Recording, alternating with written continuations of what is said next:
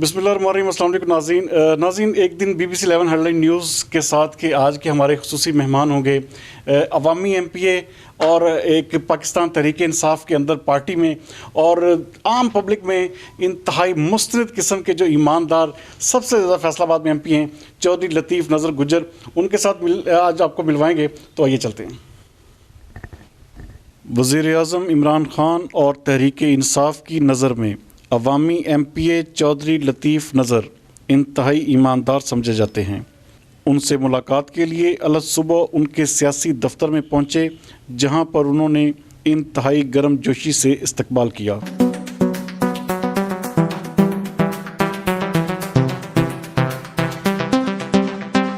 नाज़रीन, इस वक्त हम पहुंच चुके हैं चौधरी लतीफ़ नज़र गुज्जर के डेरा पर और उनसे पूछते हैं कि अपनी सुबह का आगाज़ जो सब किस तरह से करते हैं और कैसे आपकी एज ए सियासी लीडर के तौर पर, एक अवामी MPA के तौर पर कैसे सुबह होती है आपकी?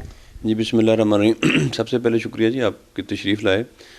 यकीनन जी सुबह अर्ली उठता हूँ, कोशिश करता हूँ नमाज की अदायगी हो, फिर उसके बाद ये पास ही हमारे पार्क है, डी ग्राउंड है या एक प्रेस पार्क है यहाँ पे, तो मैं वहाँ पे वॉक करने जाता हूँ।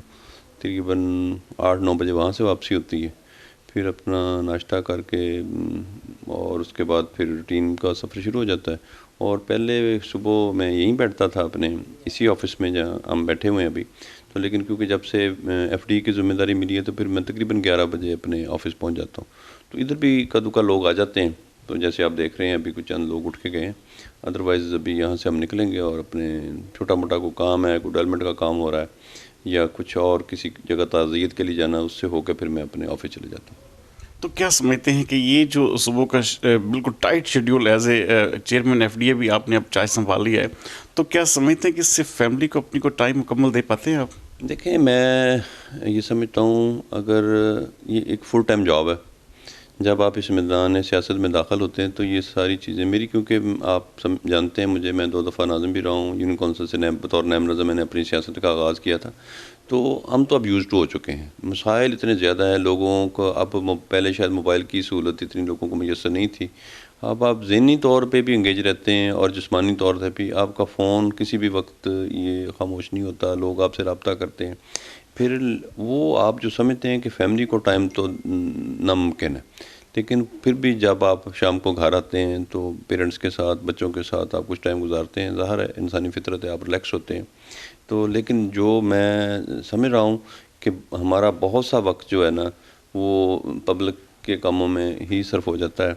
हम अगर ईमानदारी से काम करें तो मेरा ख्याल रात 12 बजे भी आप इधर बैठे रहें तो लोग बेचारे आते रहेंगे आपके पास। नाज़रीन, यहाँ से हम चलेंगे चौधरी लतीफ़ नज़र गुज्जर साहब के साथ, एक तरक्याती काम का उन्होंने दौरा करना है, तो आइए चलते हैं वहाँ पर।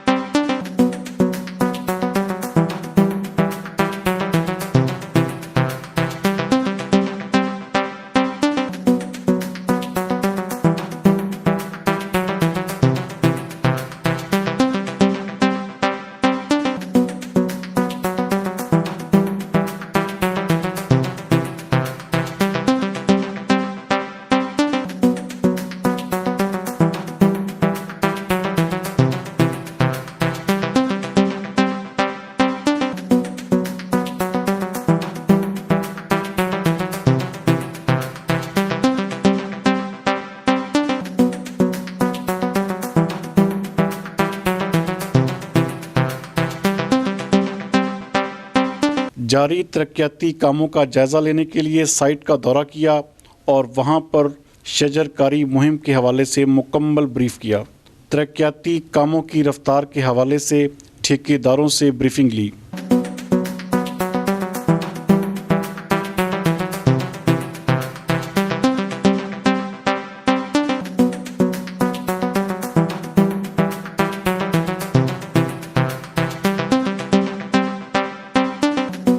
अपनी मादरे इल्मी को याद करते हुए अपने बचपन के स्कूल का तफसीली दौरा करवाया اور बीते दिनों की यादों को ताज़ा किया।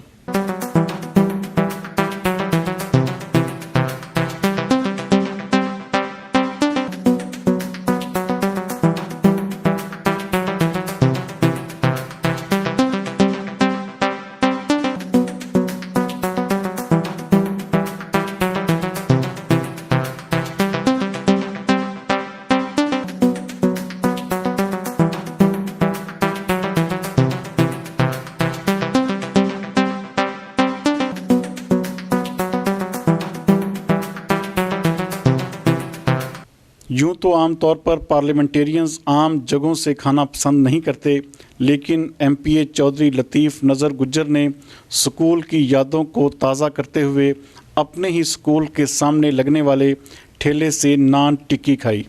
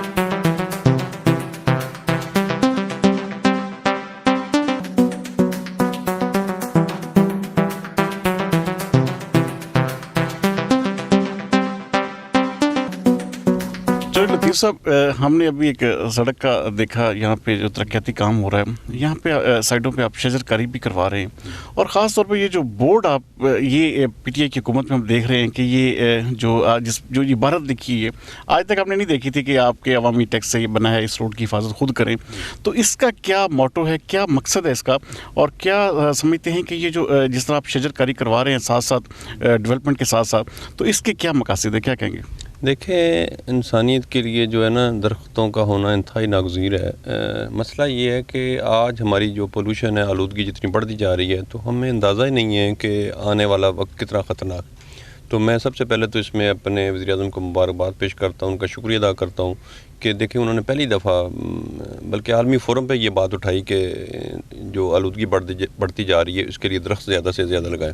तो मुझे बतौर पीएचए के चेयरमैन जब ये 2 साल पहले ज़िम्मेदारी मिली है, तो मैंने अल्हम्दुलिल्लाह कोशिश की अपने जो हमारे पीएचए के पास वसाइल मैसर थे उसमें रहते हुए हमने दरख्त लगाए। ये जो रोड के साथ साथ आप देख रहे हैं, ये उसी दौर में आगाज़ की, आज तो ये छोटे छोटे दरख्त पौधे जो अब दरख्त बनते जा रहे हैं, और अल्हम्दुलिल्लाह ये जो सड़क की तामीर आप देख रहे हैं, अल्हम्दुलिल्लाह ये बड़ी म्यारी रोड बन रहा है, आप देखेंगे बाद में भी। और उसमें जो आपने ज़िक्र किया बोर्ड का, ख़ास तौर पे ये बोर्ड पहले भी लगते थे, वो ये लिखा होता था मैंने बनवाई है, मैंने बनवाई है। ये देखें, ये पैसा आवाम का पैसा है और आवाम इसको ओन करे।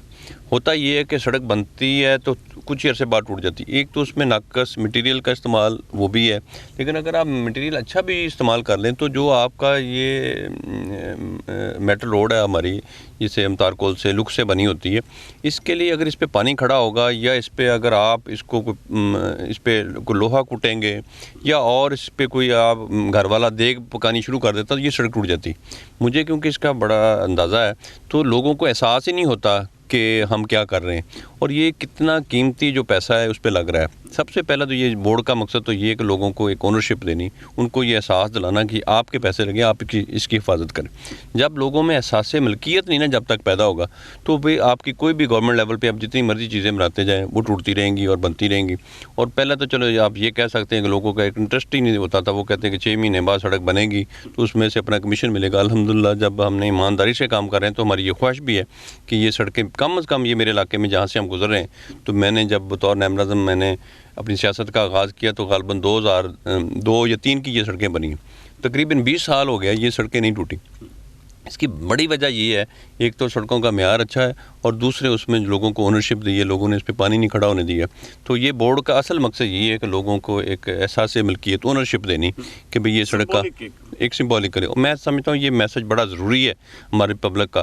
ہم نے آج ہی لیڈرشپ کی یہ کوئی میں سمجھتا ہوں اس میں قصور ہے کہ لوگوں کو آج تک ہم پاکستان لیول پہ جائیں تو اونرشپ نہیں دیکھا. آپ کسی بھی سرکاری ادارے میں چل جائیں تو وہاں کے جو حالات ہیں وہ آپ کے سامنے ہیں.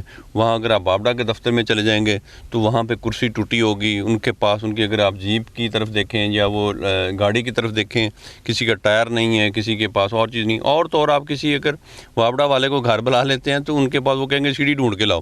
یعنی گورنمنٹ لیول پہ کوئی چیز اس کا کوئی پوچھنے والا نہیں ہے. جبکہ جو ہی آپ کسی کے سرکاری افسر کے جائیں یا کسی کے گھر میں چل جائیں تو گھر کو وہ لوگ بڑا سنبھال کے رکھتے ہیں. گھر کی چیز تو 20-30 سال نہیں ہوتی. یہ سارے اداروں میں یہی ہوا. آپ دیکھ لیں کوئی بھی سرکاری ادارہ, اس کی تباہی کا جو بڑی وجہ ہے کہ لوگوں نے اون نہیں کیا. ہر بندہ ایسے یہاں گزارا کر رہا ہے کہ جیسے بس عارضی ہم آئیں تو کچھ دیر کے بعد ہم چلے جائیں. اچھا, مجھے یہ پوچھنا چاہوں گا کہ آپ نے مین سڑکوں کے اوپر تو آپ کا کافی دھیان ہے, آپ کام بھی کروا رہے ہیں, لیکن جو آپ کے محلہ جات ہیں, آپ کی جو پیرافری ہے, جو آپ کا بالکل گنجان آباد علاقہ ہے, وہاں پہ ڈیولپمنٹ جو ہے بالکل اس وقت جو ہے سلو ہے. وہاں پہ سیوریج کے مسائل بھی بہت زیادہ ہیں. تو اس کے حوالے سے بطور ایم پی اے, بطور چیئرمین ایف ڈی کیا کردار ادا کر رہے ہیں آپ؟ دیکھیں آپ, پھر وہی بات آ جاتی ہے, وہ مسائل اتنے زیادہ ہیں تو آپ کتنا بھی کام کر لیں تو وہ ایسے لگتا ہے کہ کام ہوا ہی نہیں. مجھے تو آپ حیران ہو جائیں گے یہ سن کے جب آپ پسماندہ علاقے کی بات کر رہے ہیں. یہ علاقے میں تو آلموسٹ ایک آدھ سڑک بننے والی تھی وہ ہم نے بنائی ہے. باقی زیادہ ہمارے جو روڈز, جو گلی محلے, ہم نے ادھر فوکس کیا ہے. اب مسئلہ یہ ہے کہ آپ کے پاس وہ کام اتنے ہونے والے ہیں, آپ کو شاید نظر نہیں آ رہے. جیسے آپ اگر ذکر کروں اپنے حلقہ میں, میرے حلقہ انتخاب میں ریلوے کالونی بھی آ رہی. آپ یقین کریں کہ وہاں جب میں نے ووٹ لینے میں گیا تو گھروں میں سیوریج کا پانی پھرا تھا. وہاں سیوریج ہے ہی نہیں ہے. آپ تقریباً 70 سے 80 لاکھ روپے کا سیور ڈال چکا. آپ کبھی آپ کا موقع ملے آپ وزٹ کریں. ایسا نہیں ہے کہ وہاں پہ کام نہیں ہوئے, لیکن وہ جو میں نے بات کا ذکر میں اس بات کا کر رہا ہوں کہ وہ کام اتنے زیادہ ہونے والے تھے. لیکن آپ دیکھ رہے ہیں ابھی تقریباً ہر جگہ میرے علاقے میں کام شروع ہے. اور یقیناً یہ ویسے بھی میں کہوں گا کہ یہ بلدیات کا کام تھا. ابھی جب تک ہمارے پاس لوکل گورنمنٹ کا نظام نہیں, فنکشنل نہیں ہے, تو ہم یہ کام کروا رہے ہیں. اللہ کرے کہ جلد آپ دیکھیں گے کہ بلدیاتی جو گورنمنٹ نیا نظام لے کے آ رہی ہے, یہ ایک ایسا نظام ہے جس میں سمجھتا ہوں جو ایک عام پبلک کی جب تک رسائی نہ ہو. دیکھیں ایک ایم پی ایم این اے تک پہنچنا ہی شاید بڑا مشکل ہوتا ہے. ہمارا ایریا بہت بڑا ہوتا ہے, ہمیں خود اندازہ نہیں ہوتا کہ ہمارے کس طرح کی وہ کون سے علاقے میں کون سی سڑک بننے والی. اگر ہمارے پاس کوئی ہمارا ووٹر آ کے ہمیں بتا دیتا ہے کہ وہ علاقے میں وہ ہماری سڑک ٹوٹی ہے تو ہم بنا دیتے ہیں.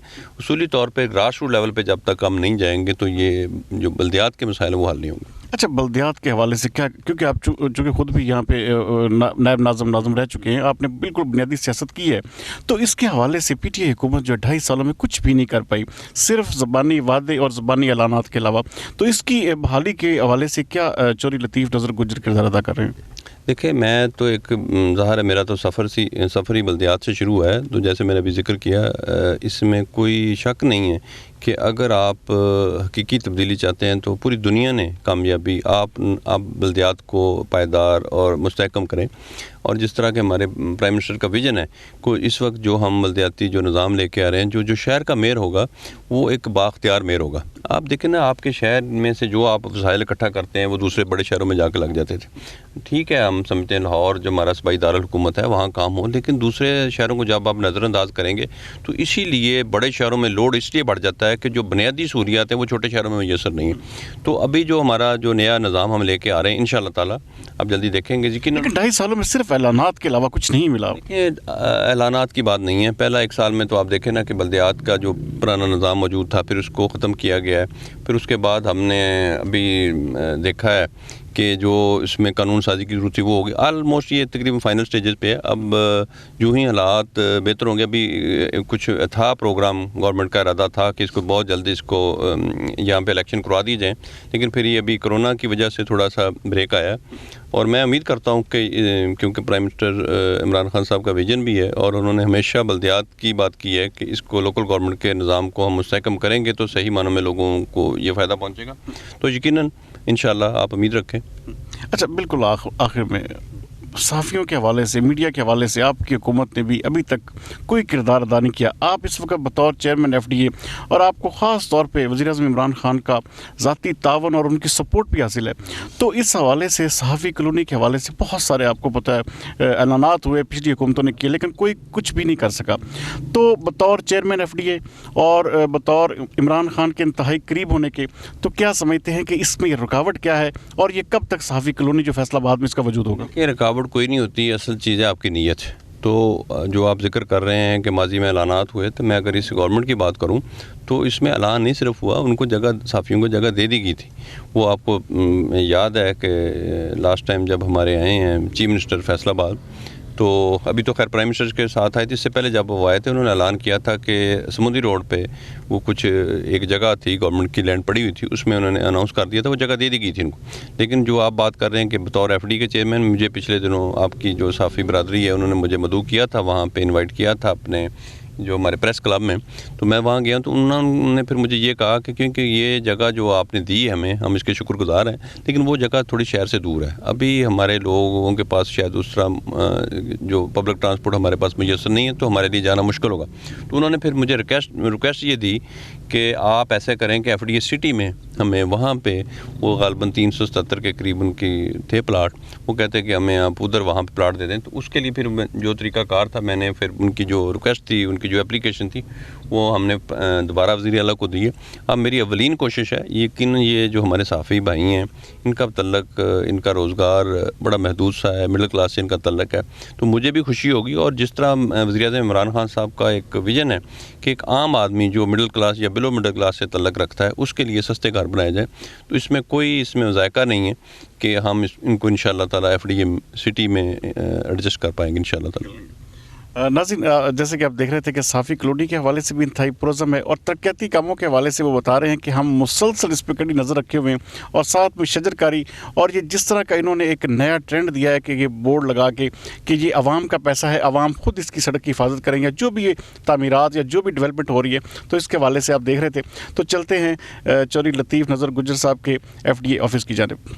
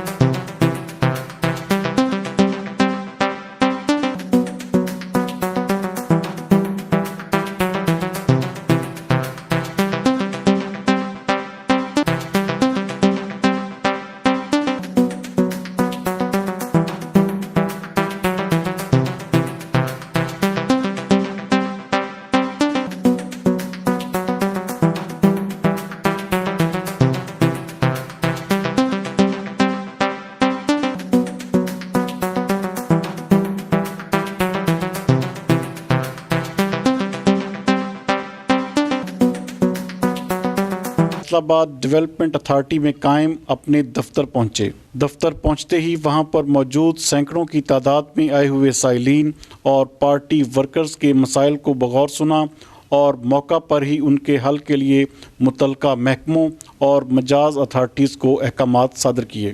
رائٹرز اور شاعر ایسوسی ایشن کے جملہ وفد سے ہاؤسنگ مسائل کے حل کے لیے خصوصی ملاقات کی.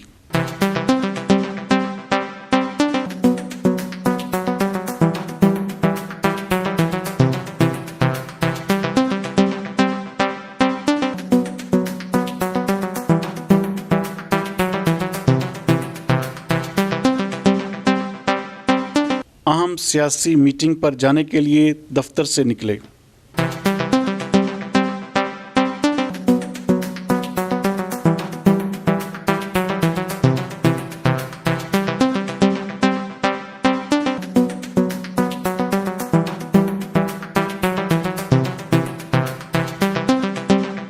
چودھری لطیف نظر گجر صاحب, آپ کی سیاست کا ابتدا کیسے ہوا, اور گھر میں کیا اس طرح کا ماحول تھا کہ آپ کو اجازت مل گئی سیاست کرنے کی؟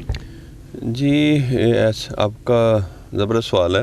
دیکھیں, میں جو محسوس میں نے کیا نا, جب ہم لیڈرشپ کی بات کرتے ہیں تو آپ کے اندر ایک میرا جو ایکسپیرینس ہوا ہے کہیں نہ کہیں آپ کے مزاج میں وہ چیزیں شامل ہوتی ہیں بچپن سے ہی. میں تو جب اسکول میں تھا وہ میں تیسری کلاس کا اس وقت بھی منیٹر تھا تو لیکن مجھے تو نہیں تھا پتہ میں نے اس میدان سیاست میں آنا ہے. لیکن پھر آگے بڑھتے بڑھتے جب کالج لائف میں ہم داخل ہوئے پھر بھی وہاں یونین کے ساتھ تعلق رہا. پھر اس طرح کرتے کرتے مجھے آج یاد پڑتا ہے, بڑی دلچسپ بات میں آپ سے شیئر کروں گا. غالباً یہ بات ہے 84 یا 5 کی. تو یہ کارپوریشن کا پرانا حال ہوتا تھا ادھر یہ کارخانہ بازار کے باہر. تو میں اور میرے ایک دوست ہیں بچپن کے, وہ میرے ساتھ تھے. تو ہم ادھر گئے, وہاں پہ نصرت فتح علی خان مرحوم کی قوالی ہو رہی تھی. ہم اس قوالی میں گئے. یہ غالباً 86 کی بات ہے, مجھے یاد پڑ رہا ہے. تو وہ اس وقت منسٹر تھے اوقاف کے اکرم صاحب. تو ہم جب قوالی لوگ سن رہے تھے, ہم نے بھی وہ قوالی سنی. لیکن جب لوگ اٹھ کے باہر چلے گئے تو ہم وہ اسٹیج پہ آ گئے. تو وہاں پہ ڈائس پڑا ہو تھا, مائک پڑا ہو, تو ہم نے تصویریں بنائیں ایک دوسرے کو مائک ہاتھ میں پکڑ کے. مجھے وہ ایک شوق جب کہ میں اس وقت نہیں تھا پتہ میں نے کس طرح کی عملی سیاست کرنی ہے. لیکن پھر اس کے بعد جب 2001 میں غیر جماعتی الیکشن ہوئے مشرف دور میں, تو اس میں پھر مجھے دوستوں نے سب نے مل کے کہا کہ آپ پارٹیسپیٹ کریں. تو میرے والد صاحب اللہ تعالیٰ جنت نصیب کرے, وہ یہ کہتے ہیں وہ سرکاری ملازمت سے انہوں نے ریٹائرمنٹ لی تھی, لیکن وہ بڑے خدا ترس تھے اور بڑے سوشل تھے. تو انہوں نے کہا یار یہ سیاست اچھا کام نہیں ہے, آپ اس میں مت آؤ. تو میں نے کہا سارے دوست چاہ رہے ہیں کہ میں پالیٹکس کروں عملی, تو کیوں نہیں آپ اجازت دے رہے. تو انہوں نے یہ اس وقت بات کی کہ انہوں نے کہا یار یہ ایسا کام ہے اس میں دکھاوا آ جاتا ہے. تو اللہ کے نزدیک شاید دکھاوا مناسب نہیں ہے, تو نیکی آپ کی ضائع ہو جائے گی. اور لوگ بھی اس کو ہمیشہ نیگیٹو لیں گے کہ پتہ نہیں آپ جتنی بھی مخلوق خدا کی خدمت کر رہے ہیں تو شاید ایسا لگے گا شاید اپنے لالچ ہے آپ کو ووٹوں کا. تو مخلوق کی خدمت کریں بغیر اس لالچ کے کہ آپ کو یہ لالچ نہ ہو ووٹ ہو. لیکن وہ اس وقت حالات ایسے بن گئے, سارے دوستوں نے مجبور کیا. پھر میں نے کنٹیسٹ کیا 2001 میں تو بطور نائب ناظم. تو ہمارے ساتھ ناظم تھے ریاض مکہ صاحب, اور ہم نے وہ ایک ہی ہماری یونین کونسل تھی. تو اللہ نے مجھے کامیابی دے دی. لیکن پھر میں نے جب وہ ان کی جو بات مجھے جب یاد آتی تھی تو پھر میں نے محسوس کیا کہ نہیں آپ اللہ کی رضا کے لیے کام کریں. اس سے فائدہ یہ ہوا کہ جب اللہ نے مجھے اختیار دے دیا, میں نے اپنے علاقے کی ڈیولپمنٹ کی, اور اس ہر حوالے سے جو بھی میں کام کر سکتا تھا. تو اللہ کا اتنا میرے پہ خاص کرم ہوا کہ مجھے وہ جو میری روٹین کی لائف تھی ایک رتی بار اس میں فرق نہیں پڑا. ہم نے ایک اللہ تعالیٰ نے ایک ذمہ داری سونپی تھی لوگوں کے اس ووٹ سے, تو میں نے ایمانداری سے جب اپنی جاب کی تو میں نے روٹین میں میری زندگی میں کوئی ایسا فرق نہیں پڑا. ہاں یہ ضرور ہے کیونکہ آپ کو پتہ ہے مسائل لوگوں کے بہت ہیں, تو آپ کی مصروفیت بڑھ گئی. لیکن وہی کام جو شاید آپ حکومت سے میں رہ کے نہ کر سکتے, وہ الحمدللہ ہم نے کام کیا. اور وہ کیونکہ تربیت تھی میری 2 دفعہ بطور نائب ناظم, تو آج تک اگر مجھے یہ اس میں, اور میں یہ بھی سمجھتا ہوں کہ اچھا سیاستدان وہی ہے, کامیابی اسی کو ملتی ہے جب آپ یہ لوگوں کو دیکھ کے گھبرا جائیں گے یا مسائل کو دیکھ کے آپ گھبرا جائیں. تو آپ کا ایسا ہی ہے سیاست میں کہ لوگ آپ کے پاس آتے ہیں, وہ اپنے مسائل کا شکار ہوتے ہیں, مختلف قسم کے آپ کے گھریلو پرابلم بھی ہوتے ہیں. تو آپ کے پاس جب ایک اچھا پولیٹیشین وہی ہے جو لوگوں کی ڈھارس بندھاتا ہے, ان کی حوصلہ افزائی کرتا ہے. مسائل بہت ہیں, ہمیں خود پتہ ہوتا ہے, جیسے ایک اچھے ڈاکٹر کی طرح اس کو پتہ ہوتا ہے مریض کی شاید میرے اس علاج کے بعد بھی شاید اس کی زندگی نہ بچے, لیکن وہ اس کو ایک امید دیتا ہے, اپنی کوشش کرتا ہے, ایک امید دیتا ہے. اگر آپ کی نیت, آپ بھی کسی محبت کا شکار ہوئے یا صنف نازک کے حوالے سے کیا قسمت رہی آپ کی, اور شادی آپ کی کیا پسند کی ہوئی یا یہ ایک ارینج میرج تھی؟ دیکھیں جی میری جو شادی ہے وہ پسند کی بھی کہہ سکتے ہیں, ارینج بھی. میری فرسٹ کزن ہے میری مسز, تو یقیناً میری خواہش اس میں شامل تھی. تو لیکن جیسے ہمارے جو مڈل کلاس کے لوگوں کے گھروں کا ہوتا ہے شادی کا بندھن, وہ ایسے ہی میرا بھی بندھن تھا. تو کتنے بچے کتنے اس وقت اور کیا کر رہے ہیں؟ میری ماشاءاللہ 3 بیٹی ہیں.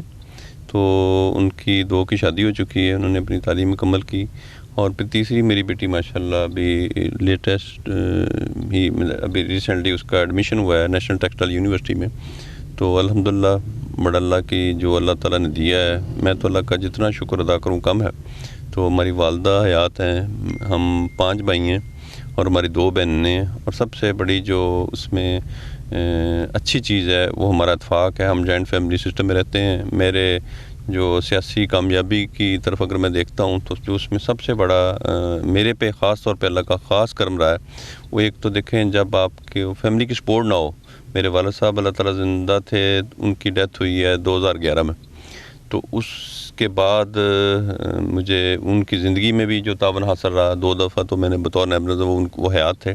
پھر اس کے بعد جو میری والدہ ہیں، میرے بھائی ہیں، میری بہنیں ہیں، اور جتنے میرے دوست ہیں، وہ ابھی جس آفس سے ہم اٹھ کے آ رہے ہیں، تو میرے اہل محلہ ہیں، یہ وہ لوگ ہیں. یہ میں سمجھتا ہوں میرا کوئی بڑا لمبا چوڑا خاندان ادھر نہیں بیٹھا تھا. ہمارا شاید اس محلے میں ایک واحد گھر ہے، لیکن میرے جو اہل محلہ ہیں وہ میرے خاندان کی طرح ہیں، میری وہی برادری ہیں. تو الحمدللہ میری جو کامیابی ہے اس میں اللہ تعالیٰ کے جو کرم کے بعد، والدین اور فیملی ممبر کے بعد جو میرے دوستوں کا کنٹریبیوشن ہے، وہ شاید سب سے زیادہ. اچھا، کوئی بچپن کا ایسا واقعہ جس میں چودھری لطیف نظر گجر کو بھی گھر سے مار پڑی ہو، یا کوئی ایسی چیز جو آج تک آپ بچپن سے بھلا نہ سکے ہوں؟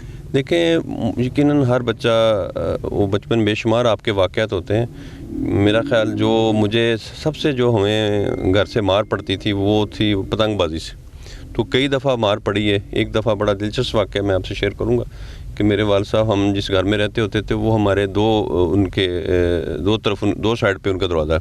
تو ہمارے والد صاحب جب اپنی جاب سے واپس آتے ہوتے تھے تو انہوں نے ظاہر ایک دروازے سے انٹر ہونا، دوسری طرف سے ہم نے بھاگ جانا پتنگ بازی کرتے ہوئے. تو ایک دن میں پتنگ اڑا رہا تھا چھت پہ، تو مجھے اچانک کسی نے آواز دی کہ جی آپ کے ابو آ گئے ہیں. تو میں نے ایک دم وہ دوسری اینڈ سے جب میں نے چھلانگ لگائی تو وہ میں نیچے گرا، تو نیچے ایک وہ لوہے کی بالٹی پڑی ہوئی تھی، تو وہ میرے یہاں پہ یہ نشان بھی ہے. تو میں جلدی میں وہ دودھ کی اس وقت بھری ہوئی بالٹی پڑی تھی، ہم نے بھینس رکھی ہوتی تھی، تو وہاں پہ وہ میرے نشان ہیں آج تک. لیکن پھر بعد میں پتہ چلا والد صاحب آئے بھی نہیں تھے. تو اس طرح کی بے شمار شرارتیں ہیں. اور اسکول میں بھی جو بچپن میں آپ نے دیکھا دوستوں کے ساتھ، یہ جو ہم جس محلے سے ہم گزر رہے ہیں، تو بڑا اچھا ماحول ہوتا تھا. ہر گھر کے باہر ایک درخت ہوتا تھا. بچپن میں یہ بڑی عادت ہوتی تھی کہ لوگوں کے جب ہی بارش ہوتی تھی ہم باہر نکلتے تھے سارے محلے کے بچے، تو وہاں پہ جا کے پھر ہم نے وہ لوگوں کے درختوں سے وہ پھل توڑنے، خاص طور پہ آم کا بڑا ہوتا تھا کہ جب بھی آئے گی فلاں جگہ ہم آم توڑنے جائیں گے. یہ شرارتیں عام تھیں. اب تو بہت گھٹن کا ماحول ہے. ہمارے بچے اب تو خوف کا شکار ہیں، اب بچے باہر نہیں نکلتے، لیکن بہت اچھا ماحول تھا پہلے.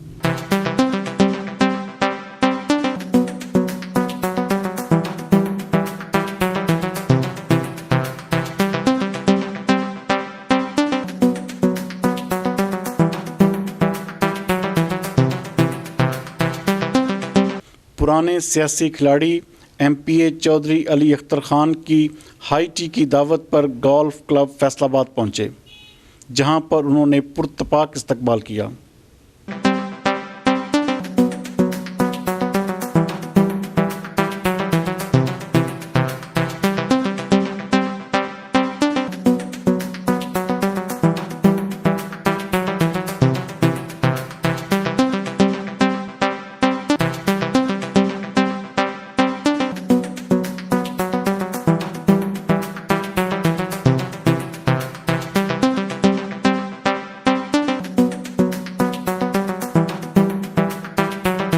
ناظرین، اس وقت ہمارے ساتھ موجود ہے چودھری لطیف نظر گجر کے بہت ہی زبردست دوست بھی ہیں، پارلیمنٹیرین بھی ہیں، اور بڑا پرانا ان کا سیاسی جسے بیک گراؤنڈ دیکھا جائے.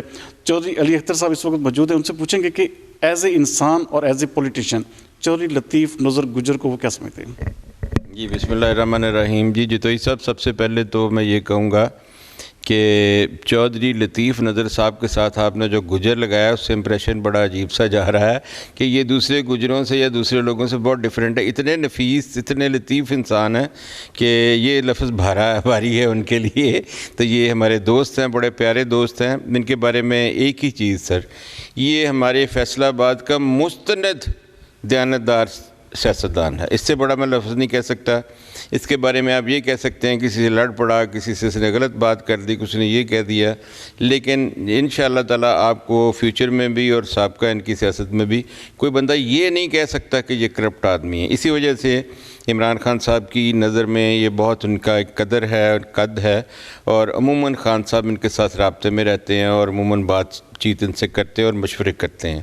ہمارے لیے جی ہمارا اثاثہ ہیں اور ہماری پارٹی کا فیس ہیں. یہ बतौर चेयरमैन एफडीए, बिल्कुल अभी इन्होंने रिसेंटली चार्ज भी संभाला है, क्या समझते हैं आप कि बतौर चेयरमैन एफडीए फैसलाबाद की डेवलपमेंट के हवाले से क्या ये मौजूद तरीन शख्स हैं?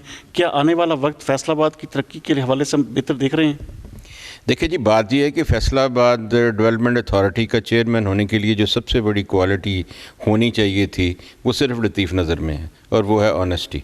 क्योंकि ये एक गढ़ है करप्शन का और फ्रॉड का और चीज़ों का। जितना बड़ा लैंड माफिया और हर बंदा वहाँ पे आता है, और आजकल वो मायूस हैं सारे। पहली बात तो ये है। दूसरी बात ये है कि ये लोकल पॉलिटिक्स को समझते हैं, लोकल गवर्नमेंट के जो मसाइल हैं, जो लोगों के बलदियाती जो मामलात हैं, जितनी अच्छी डेवलपमेंट ये कर सकते हैं, इनका एक एक्सपीरियंस है, इनकी एक बैकग्राउंड है। मेरा ख्याल है कि ये बेस्ट बंदे हैं इसके लिए, चौधरी लतीफ़ नज़र साहब का ये, और इंतखाब भी इनका खान साहब ने किया। ये बड़ी मज़े की बात है कि ये किसी कमेटियों या इनकी जगह खान साहब ने कहा कि ये ऑनेस्ट बंदा है, क्योंकि यहाँ की बहुत शिकायतें गई थी। ये ऑनेस्ट होने के नाते मैं समझता हूँ कि ये क्वालिटी इनकी जो है ना, ये हमारे फैसलाबाद के लिए बहुत बड़ा तोहफ़ा है।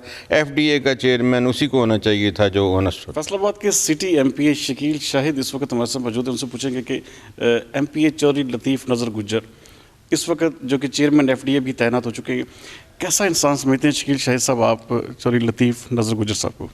जी, चौधरी लतीफ़ नज़र गुज्जर साहब से मेरा सबसे दरीना वास्ता है। मेरे वालिद के साथ पहले ये पॉलिटिक्स में थे, फिर 2001 में हम नाज़िम बने, तब से हम इकट्ठे हैं। और मैं समझता हूँ कि अगर कोई पीटीआई का परफेक्ट फेस है तो उसमें लतीफ़ नज़र गुज्जर बिल्कुल फ़िट है। और इनको जो इमरान खान साहब की जो आशीर्वाद हासिल है या उनका जो इन पे एतमाद है, वो भी फैसलाबाद में पहले नंबर पे है। यानी कोई भी मामला हो तो हमारे जो लीडर हैं वो इनका भी व्यू लेते हैं कि ये कैसे होना चाहिए। और जो इनको इस वक्त दी गई है एफडीए फैसलाबाद डेवलपमेंट अथॉरिटी, मैं समझता हूँ कि ऐसे लोगों को अगर हम आगे लेके आएंगे तो हमें कल को कोई पछतावा नहीं करना पड़ेगा।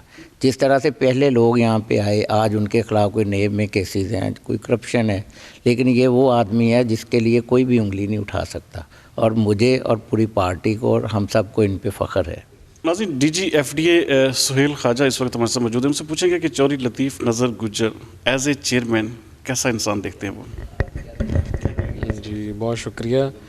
देखिए, मैं इनके बारे में सबसे पहले तो एक बात कहूँगा कि जिस चीज़ पे ये कन्विंस हो जाएं उस चीज़ पे फिर पूरा स्टैंड करते हैं, पूरा सपोर्ट करते हैं। और मैं बड़ा खुश हूँ, मुझे बड़ी खुशी है कि इनके आने से, जब से ये एफडीए में आए हैं, ओवरऑल चीज़ों में बेहतरी आई है। आप देखें कि एफडीए सिटी की जो रिकवरी है वो 2008 से लेके 2019 तक वो तकरीबन कोई 4.5 से 4.25 करोड़ के दरमियान में बनती है। चेयरमैन साहब के आने से 2 माह के अंदर जो हमारी रिकवरी है एफडीए सिटी की वो 11 करोड़ क्रॉस कर गई है, जो कि एक बहुत बड़ा माइलस्टोन है। 2 माह में 11 करोड़ की एफडीए सिटी की रिकवरी एक बहुत बड़ी अचीवमेंट है, जो कि मैं समझता हूँ कि चेयरमैन साहब मुबारकबाद के मुस्तहिक हैं कि इन्होंने बड़ी कोशिश की, बड़ी मेहनत की, इन्वॉल्व हो के उन चीज़ों को समझ के इन्होंने पूरा भरपूर साथ दिया। हमने इनको पूरा कन्विंस किया, ब्रीफ किया कि ये आउटस्टैंडिंग रिकवरीज़ हैं। और वो रिकवरी ना होने की वजह से इलेक्ट्रिसिटी का इशू था, दीगर जो सहूलियात हैं वो उसमें मुकम्मल फैसिलिटेट किया इन्होंने, पूरी तरह फैसिलिटेट करके फिर उसको मॉनिटर किया, फिर उसका जो हमने प्लान बनाया उसके साथ हमारे साथ स्टैंड किया।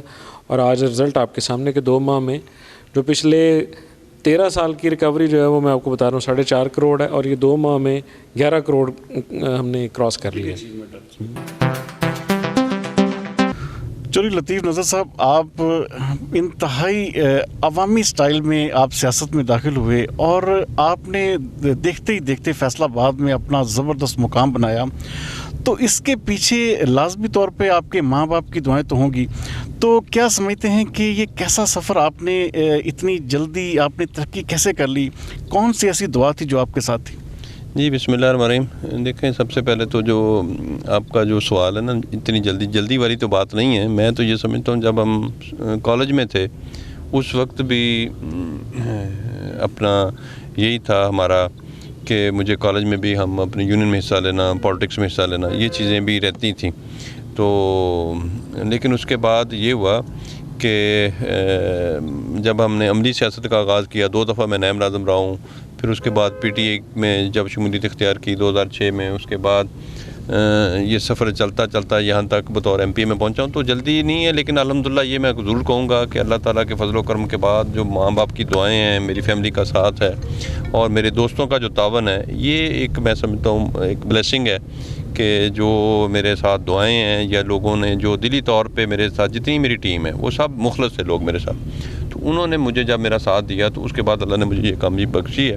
تو باقی جب اللہ تعالیٰ آپ کو کامیابی دیتا ہے، اس کو برقرار رکھنا پھر وہ آپ کا کام ہے. اگر آپ نیک نیتی کے ساتھ اللہ کی رضا کے لیے کام کریں تو اللہ تعالیٰ اس میں برکت ڈال دیتا ہے. اچھا، آپ چونکہ گجر دیکھتے ہی نام سنتے ہی لوگوں کے ذہن میں آتا ہے کہ شاید بڑے لڑاکا قسم کے ہوں گے، لیکن آپ کو دیکھ کے پتہ چلتا ہے کہ آپ انتہائی شریف النفس آدمی ہیں.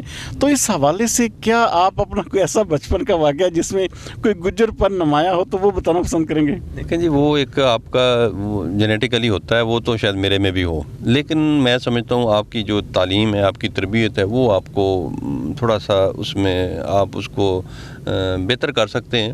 یقیناً الحمدللہ میں فخر سے کہتا ہوں میں گجر ہوں، لیکن اس کے ساتھ میں یہ ضرور کہوں گا کہ جس محلے میں میں نے پرورش پائی وہاں سب پڑھے لکھے لوگ رہتے تھے. پھر میرے کلاس فیلوز ہمیں اللہ تعالیٰ نے موقع دیا کہ ہم نے اچھے اسکول جوائن کیا. بڑا اچھا اسکول ہوتا تھا ٹیکنیکل ہائی اسکول. ہمارے جو کلاس فیلوز ہیں ماشاءاللہ بڑے بڑے اچھے عہدوں پہ آج فائز ہیں. تو یہ آپ کی انوائرمنٹ میٹر کرتی ہے. تو جینس ہوتے ہیں آپ میں، آپ کے میں غصہ شاید زیادہ ہو، مارشل قوم ہے ہم، لیکن الحمدللہ یہ میں پریکٹیکلی تو میں نے جو دیکھا ہے آپ کا ماحول بڑا اثر انداز ہوتا ہے. تو جو ہمارا ماحول تھا، جو ہمارے ارد گرد کے لوگ تھے، وہ شاید سارے پڑھے لکھے تھے، سمجھدار تھے. تو اللہ تعالیٰ نے ہمیں بھی بچا لیا. تو آج ہم اس اچھا، کہا جاتا ہے کہ آپ عمران خان کے بہت زیادہ قریب ہیں. یہاں پہ جو بڑا سے بڑا عہدہ ہے وہ آپ کے نام ہو جاتا ہے، اور وزیر اعلیٰ عثمان بزدار بھی جو ہیں آپ کو بڑا قریب رکھتے ہیں.